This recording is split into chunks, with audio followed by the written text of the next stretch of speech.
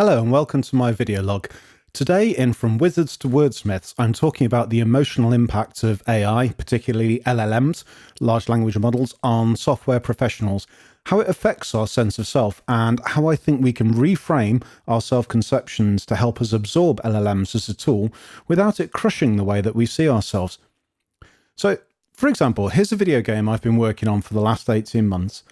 It's pure HTML and JavaScript, and I put hundreds of hours to it. I was getting near alpha phase, but I found that my depth scaling wasn't right.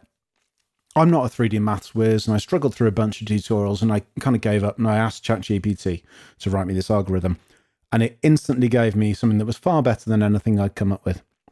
And rather than being heartened and encouraged by this, my emotional reaction, I'm just being honest, I was saddened and even sickened. Like this hard problem had just evaporated. And I lost a lot of enthusiasm for the project. And when an artist sent me the sprites, which were photographs of my model cars from my childhood, and they didn't drop in straight away, just needed a bit of tweaking, I lost heart, I lost interest. I didn't pick it back up again, despite it being a real labour of love. And that was a year ago. Why is this?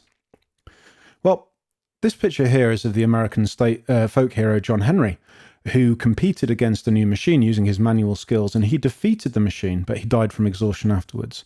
And that's rather noble, but it's sad when a skill passes from the world. For like John Henry, his work was a part of his sense of self, and so was mine. It was the fact that I'd crafted this thing by hand, but a machine could do it better and quicker. And yes, I had the artistic vision, and yet, yes, I'd built it, but it just felt trivial. It felt like, well, anyone could knock this stuff out now. What's the point of my skills?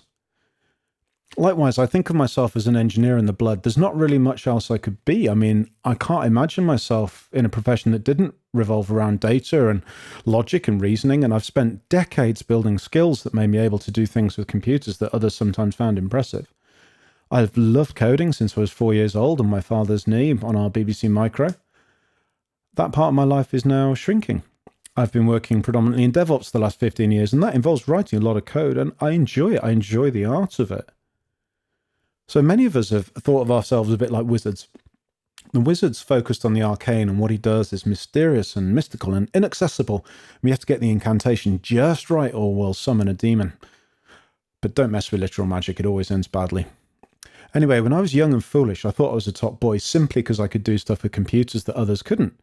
I got a bit prideful at times. I'd solve a hard problem, then half jokingly declare myself, I'm the best, like Toad from Mario Kart. And eventually my first boss at my first job as a graduate, a guy called Mark Thomas, rightly called me out for it and put me in my place. I should have listened to him more. So thank you, Mark. But AI does seem to reduce some of this wizard-like aspect. It doesn't go away entirely. We still got to understand what the AI is telling us. We can't blindly trust it any more than any colleague. And they're known to hallucinate, have blind spots and biases. It's a bit like working with someone who's read 1 million books and has perfect recall, but is also somehow punch drunk.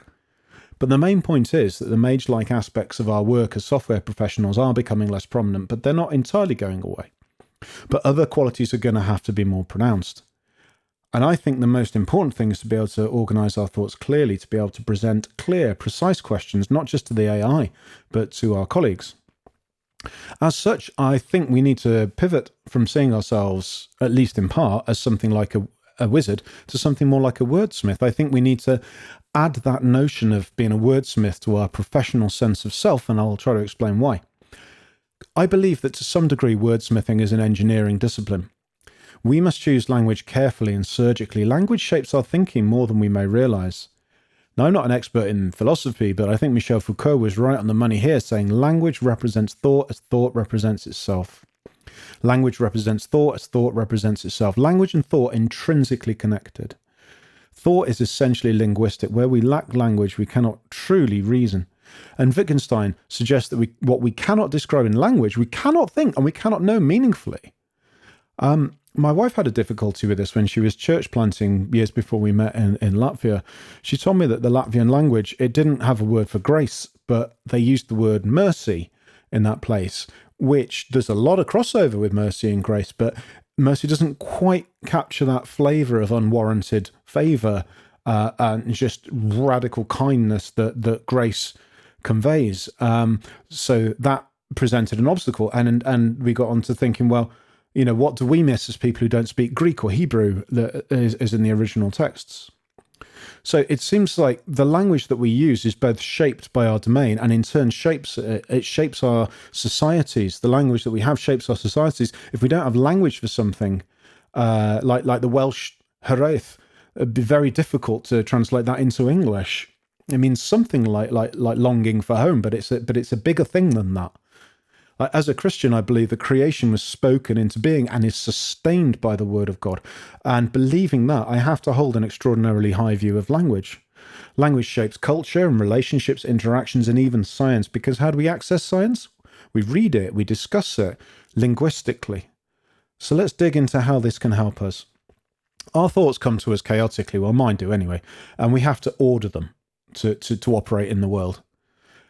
We find that when we write, we order our thoughts, and writing is like a way of exercising order. I've long said it's a superpower. I've used it to calm anxiety, to write letters to my children, to tell them things that they're not ready to receive yet, to clearly articulate a problem until the solution just feels cornered and gives up. That happens a lot. If I just write about a problem from multiple angles, often it gives up. So returning to our idea about ordering, when we're asking questions of the LLM, the better we can articulate matters, the better experience we're going to have. I mean, garbage in, garbage out still holds, right? LLMs vary in quality and how essentially bonkers they are in terms of making stuff up, but garbage in, garbage out. And the other side of that is the better we are articulating, the better we are as communicators. And fundamentally, we are communicators. We are beings that are relational beings. And how do relationships operate? Largely through language. So returning to our theme of identity, with that in mind, here's an article that Lily Ziolik from the Equal Experts Network linked me to. It's by Annie Vella, and it's an excellent dive into this topic. Annie says that in this age of AI and vibe coding, engineers have to focus on the what, not the how. So what does that mean? That's more like of an imperative thing. So you're telling the model the result you want. I told it I needed this depth scaling to operate in a certain way, and it gave me the algorithm.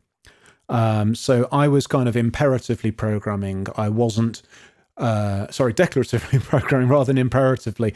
I was declaring what I wanted rather than going through the steps to get there. So this is kind of the vibe coding thing to a point, is that we can try a lot of stuff quickly and we can just say, hey, I want to do this, rather than spending hours going down blind alleys. So we need to be able to focus on the what and not the how. Annie Vella's excellent article draws on Patrick Dubois' research, and you can find that on the AI Native Dev site. And Dubois outlines 4 fundamental shifts that AI is causing in software professionals. Firstly, from a producer to a manager. I'm not cranking out code anymore. I'm acting almost like a manager. I'm saying, I want code that does X, I want code that does Y, and I'm then verifying that code. I'm accepting or rejecting it. The second shift that Dubois identifies is from implementation to intent. So we're not actually implementing the task, we're just saying what we want to do. And then the tools, they take that bit of information, they go off and do it. The third shift that Dubois identifies is from delivery to discovery. This is where the vibe coding really comes in, is that we can try 4 or 5 different solutions in parallel, no problem. We've got plenty of automation, we can test things, and we can just throw a lot of stuff at the wall really, really quickly now. And the final shift is from content to knowledge. So I kind of covered on a couple of videos ago about configuring an LLM using a vector database, so putting your knowledge base in. And this is like the other way around. It's like when I've explained something to the AI, I've kind of got a piece of documentation in a sense, and it helps me to explain it to my colleagues. So there's some value there. And the third of the articles I'd like to draw on is from audep.dev, entitled Writing Code Was Never the Bottleneck. And we have been saying this as an industry for a long time. It's not just about grinding out the code. It's about, understanding the problem, getting all the tentacles onto the rock, as a former colleague of mine used to say, and really understanding it from every angle. AI-empowered coding is a massive force multiplier, but mostly for the implementation phase at the moment. But the main quote from this article that rung a chord with me was, the marginal cost of adding new software is approaching zero, especially with LLMs. But what is the price of understanding, testing, and trusting that code? Higher than ever. You can't just accept the AI might be hallucinating. It might have bad inputs. It might have bad data. You can't just blindly trust this stuff. So there's a lot going on there. There's a lot of reframing of our roles, and this really ties in with acting as a manager, doesn't it? But one of my thoughts is, where's it going to end up? If we're a tube of toothpaste, how much is AI going to squeeze out in the next 5 or 10 years? Well, I'm thinking about the COBOL programmers. So maybe 10 years from now, all the folks going through university and learning to code now, they'll be just using AI, and they'll be AI native in the same way that many people are now, sort of smartphone native or whatever, the generation behind me.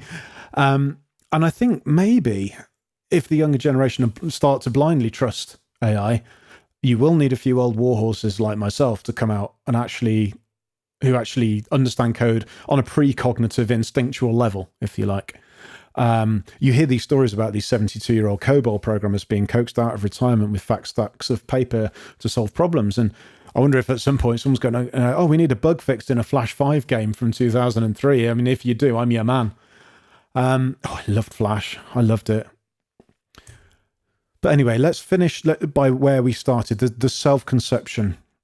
Here's a really reductive example of somebody, although I have met people like this. This person just sees themselves as a coder. That is the sum total of the professional self-image. Here's another example where we've replaced that identity of coder with problem-solving professional, and then we've broken that down. We've still got coder there. We've also got communicator, collaborator, reviewer, researcher, and those are just a snapshot of the roles that encompass what I refer to as a software professional. We need a multifaceted self-conception of ourselves. We can't just go, me write code, because you can get the machine to do that. And it's good enough for most use cases. It might explode catastrophically in 2 years, but most projects do anyway, right? You can't John Henry forever, because you're going to collapse like him. That's what I'm kind of saying to myself is that, you have to use these tools. And critically, we have to remember not all problems are code problems. If we just think of ourselves as coders, we'll see every problem is a nail, every solution is a hammer. We have to think of ourselves as problem solvers. A lot of problems are societal, cultural, what I'm saying by that is like they're communication problems. They are the organization's culture has a problem whereby no one writes something down, or the team doesn't communicate, or there are too many meetings, or there is a process issue. There are lots of problems in that space. There are lots of software solutions that could have been a meeting, right? For all that we say the opposite, both ways are true.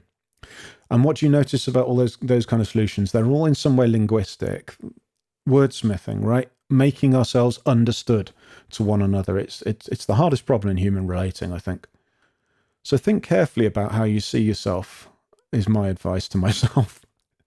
Honestly, I remain pretty unsettled by the pace of change, but I can't hold the tide back. I remain an engineer, regardless of the amount of toothpaste that's squeezed out of the tube. It's just what I am. But that doesn't mean I have to have a naive self-conception that I'm a coder. No, I collaboratively solve problems professionally, and my primary tool to do that is language. I'm a wordsmith. So thank you for tuning in. I really hope you found it interesting, and these videos are not necessarily about my main area of expertise, but they're about my areas of growth and research. So if you found this interesting, please feel free to look around on the channel. Thank you very much.